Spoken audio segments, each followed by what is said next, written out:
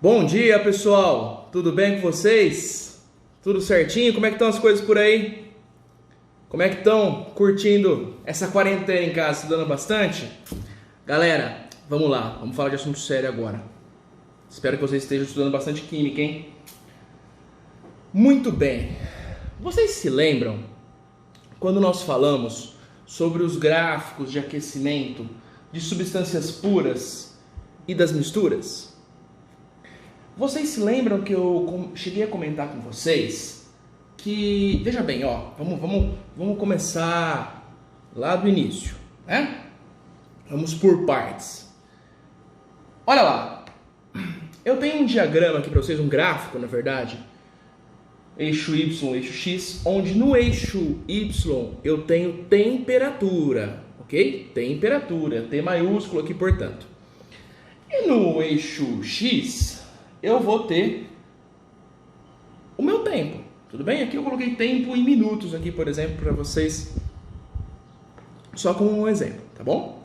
Olha lá, à medida que eu vou aquecendo uma certa substância, à medida que eu vou fornecendo energia para ela, ok? O que começa a acontecer no íntimo dessa substância? A molécula dela. O que começa a acontecer com essa molécula? Lembre-se vocês que no estado sólido as moléculas estão mais próximas. Elas possuem o quê? Uma menor energia cinética.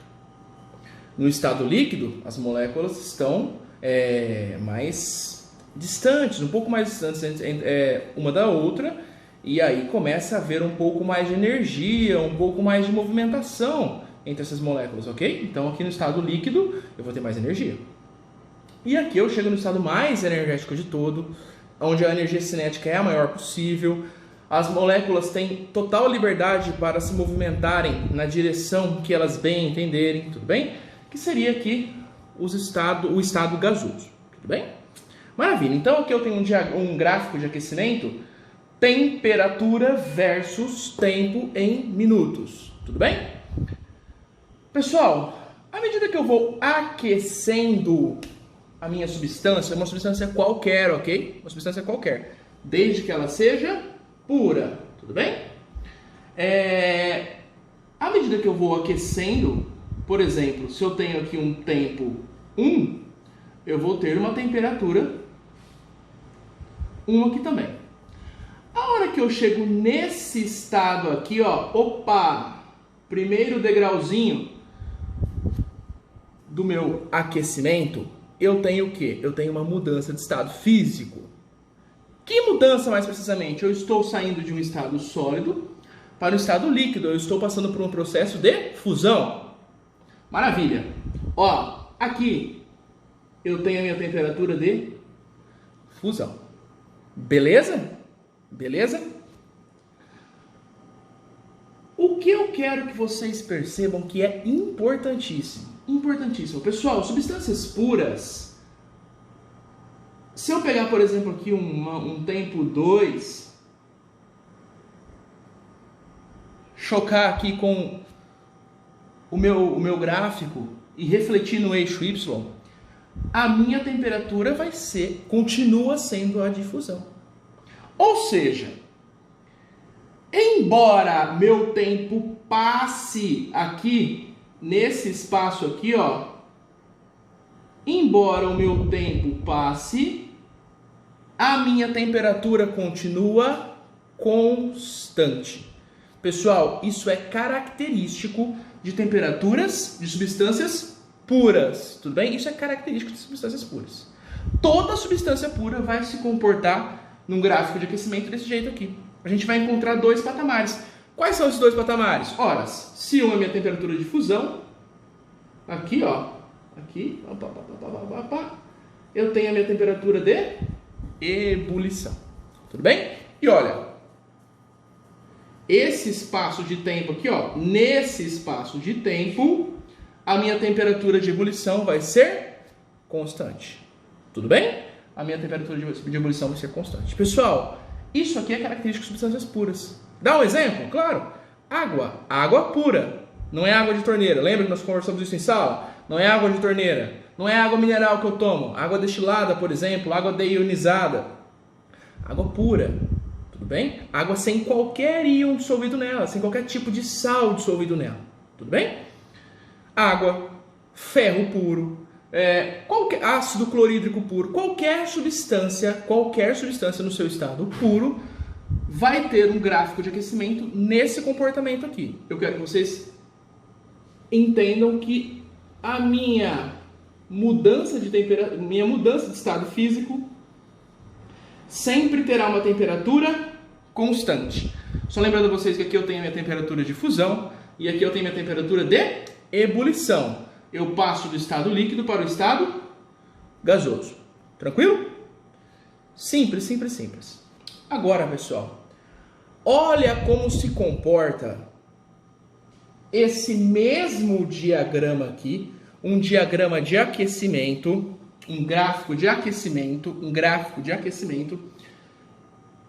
quando eu tenho uma mistura. O que é mistura? Mistura, eu pego uma substância pura e junto com outra, eu tenho uma mistura. Eu pego água destilada e jogo sal, eu tenho uma mistura de água mais sal. Eu tenho água e jogo açúcar, eu tenho uma mistura de água mais açúcar. Nós temos muitas misturas, tudo bem? Muitas misturas no nosso planeta. O próprio ar que nós respiramos, o ar atmosférico, é uma mistura de vários gases, né? Nitrogênio, oxigênio, gás carbônico, gases nobres, entre outros gases, tudo bem? Lá, o ar atmosférico, por exemplo, é uma mistura. Tranquilo? Joia. Ó, na mistura, o que vai acontecer quando eu aqueço? Eu deixo de ter esses patamares constantes aqui e eu passo a ter um ΔT. Uma variação de temperatura, na mudança de estado. Olha aqui, aqui eu tenho meu estado sólido, aqui eu tenho a minha temperatura de fusão. Só que olha só, a partir do momento que eu venho aqui, ó, nesse tempo aqui, e faço reflexão no eixo Y, eu vou ter uma outra temperatura aqui, ó. Essa temperatura é diferente dessa. Tudo bem? Então, tanto na fusão quanto na ebulição, eu vou ter o quê? Um aumento de temperatura. Naquela fase onde a substância, aqui no caso a mistura, está mudando de fase, eu estou saindo de uma fase líquida, estou indo para uma fase gasosa, essa temperatura não será mais constante. Essa temperatura vai sofrer variações. Tudo bem? Maravilha. Então, eu quero que vocês não se esqueçam disso. Lembre-se sempre aqui que as misturas, se eu tenho um gráfico de aquecimento, temperatura versus tempo, na mudança de fase, ao contrário da substância pura, eu não vou mais ter temperaturas constantes. A minha temperatura vai sempre variar para cima, bem? Aumentar. Então eu vou ter aqui, ó, esses ΔTs aqui nas mudanças de fase. Tranquilo? Facinho? Ó, eu tenho aqui nas misturas dois casos bastante particulares que eu não vou me aprofundar agora com vocês. Quais são esses casos? Eu tenho a mistura azeotrópica. Opa! Azeotrópica. E eu também tenho as misturas eutéticas. Eutéticas. O que são isso? O que é isso? Eu vou falar bem por cima, de maneira bem simples para vocês, tá bom? Na mistura azeotrópica, é uma mistura, porém, aqui na temperatura de ebulição, ela se comporta como se fosse uma substância pura. Então, se nós imaginarmos um gráfico desse aqui para uma substância azeotrópica, o patamar de cima aqui seria sim constante e o de baixo não. Tudo bem? E a mistura eutética? É o contrário disso que eu estou falando. Aqui, nas misturas eutéticas, eu tenho a temperatura de fusão constante. Eu tenho a temperatura de fusão constante. E a de ebulição não. A de ebulição ela é crescente. Então aí eu passo a ter um ΔT aqui. Tudo bem? Então se por acaso vocês observarem um gráfico desse e ele apresenta não 2, mas apenas 1 degrau, é possível isso? É possível. Trata-se o quê? Trata-se ou de uma mistura azeotrópica ou de uma mistura eutética. A gente entra um pouquinho mais em detalhes nesses dois assuntos aqui mais adiante, tá? Não é agora o momento, tudo bem? Só acho bacana que vocês se lembrem aqui, saibam por mera curiosidade, que um azeotrópico, uma mistura azeotrópica muito famosa Galera, me desculpem, eu tive que interromper a gravação por uma ligação que eu recebi agora aqui.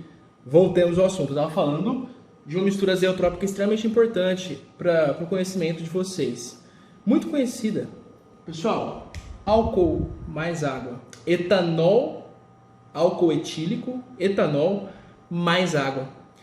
A hora que ela chega ali em uma concentração aproximada de 92,3 até 95,6 aproximadamente, ela se comporta como uma mistura azeotrópica, tudo bem? Ou seja, com esse patamar aqui do álcool etílico, ele é constante, tudo bem? Ele é constante, até por isso que as usinas não conseguem, em uma coluna de destilação comum, retirar o etanol anidro, né? O etanol que nós colocamos no nosso veículo, nos carros, é o etanol hidratado. Então, na coluna de destilação normal, que a gente vai falar sobre destilação também mais adiante, na coluna de destilação normal, eu só consigo tirar o etanol hidratado. Ele sai com um certo percentual ali de água, tá? A porcentagem mínima de álcool é 92,3 graus em NPM, tá? Mais que isso não consegue. Não consegue por quê? Porque justamente o etanol hidratado se comporta como se fosse uma substância pura. A temperatura de ebulição começa a ficar constante. Tudo bem? Aí, para eu retirar o etanol anidro, eu vou precisar de outros artifícios industriais. Tudo bem? Bacana. Ó, pressão versus temperatura de ebulição. Eu gostaria que vocês entendessem um pouquinho sobre essa relação que é muito comum no nosso cotidiano, moçada. Veja bem. Ó, quando nós falamos em, por exemplo, vamos falar em temperatura de ebulição da água, que é algo que a gente conhece bastante, né? Todo mundo tem contato com água. Por que a gente toma sempre cuidado de falar assim, qual é a temperatura de ebulição da água a 1 atmosfera? A 1 atmosfera, ao nível do mar, lá na cidade de Santos. Eu falo para vocês, lá na cidade de Santos, qual que é a temperatura de ebulição da água? 100 graus. Beleza, 100 graus. Então, a água pura, lá ao nível do mar, pressão atmosférica de 1 atm, a temperatura de ebulição da água é 100 graus Celsius. Maravilha. Pessoal, o que acontece com essa temperatura de ebulição? Vamos pensar na água agora, para ficar mais fácil para vocês, mas isso ocorre com todas as substâncias. O que acontece com essa temperatura de ebulição aqui, conforme eu vou mudando a minha pressão? Tá? Vamos pensar se eu estou, por exemplo, subindo a serra. Se eu estou em um local mais alto, aqui, por exemplo, Catanduva, a cidade de Catanduva, ela se posiciona em uma superfície mais elevada que a cidade de Santos, por exemplo, né? Quando eu vou para a praia, eu desço a serra. Quando eu volto para casa, eu subo a serra. Então, eu estou numa altitude mais elevada. Pessoal, pensem assim, que eu acredito que vocês não esquecem. Se pensar assim, dificilmente vocês vão esquecer, tá bem? Ó, aqui eu tentei desenhar para vocês um copo com água, tá? É óbvio que se eu tenho água, eu tenho várias moléculas de água, muitas, né? Milhões, bilhões, trilhões de moléculas de água aqui nesse líquido aqui. Eu quero que vocês pensem primeiro só nessa superfície aqui, tá bom? As moléculas que estão presentes nessa superfície aqui, ó. Ora, eu tenho aqui meu copo está aberto, não tem tampa nenhuma aqui. Então essas moléculas de água vão estar sujeitas a alguma força? Claro que vão. Vão estar sujeitas à força da pressão atmosférica, tá? Aqui de maneira bem simples para vocês. Para que a água ferva, entre no estado de ebulição, passe do estado líquido para o estado de vapor, eu preciso fazer o quê? Quebrar a barreira dessa pressão atmosférica, quebrar essa força da pressão atmosférica, não é verdade? Então, veja bem, se eu estou em um ambiente onde eu tenho menos pressão atmosférica, ou seja, aqui em Catanduva, por exemplo, eu vou precisar de menos temperatura. Tudo bem? Por exemplo, na cidade lá de Santos, ao nível do mar, a água ebule a 100 graus. A água pura. E na cidade de São Paulo, que é mais alto, 98 graus. E aqui eu tenho outro exemplo. Na cidade de Campos do Jordão, 95 graus. Porque é mais alto, é mais elevado. Olha só. E no Monte Everest, a 8.882 metros de altitude, a água ebule a 71 graus Celsius. Voltando aqui agora, pessoal. Imagine, por exemplo, uma cidade como La Paz, 3.600 metros de altitude. A água vai ferver a 88 graus Celsius. Temperatura, portanto, bem mais baixa. Pessoal, quem cozinha sem o auxílio de uma panela de pressão, em um ambiente desse, uma altitude dessa, vai ter bastante trabalho, vai demorar bastante aí para cozinhar os alimentos. Tudo bem? O oposto também é verdadeiro. Por que se eu cozinho com o auxílio de uma panela de pressão, por exemplo, eu cozinho muito mais rápido? Porque eu vou estar com uma pressão muito maior. Então, como a pressão é muito maior, essa força aqui é muito maior, a temperatura da água para vencer essa pressão também é maior. Então, em uma panela de pressão, a água começa a ebulir a 130 graus aproximadamente. O que faz com que o meu alimento cozinhe muito mais rápido. Entenderam? Essa é a relação de pressão e temperatura de ebulição que eu gostaria que vocês se lembrassem. Tudo bem? Tranquilo? Pessoal, é isso. Eu acredito que agora vocês têm condições de fazer todos os exercícios aí referente a esse capítulo. E aí a gente volta muito em breve para falar mais sobre substâncias puras, substâncias puras, misturas, substâncias simples, substâncias compostas. Ok? Tranquilo? É isso aí, pessoal. Bom estudo para vocês. Contem comigo e até breve.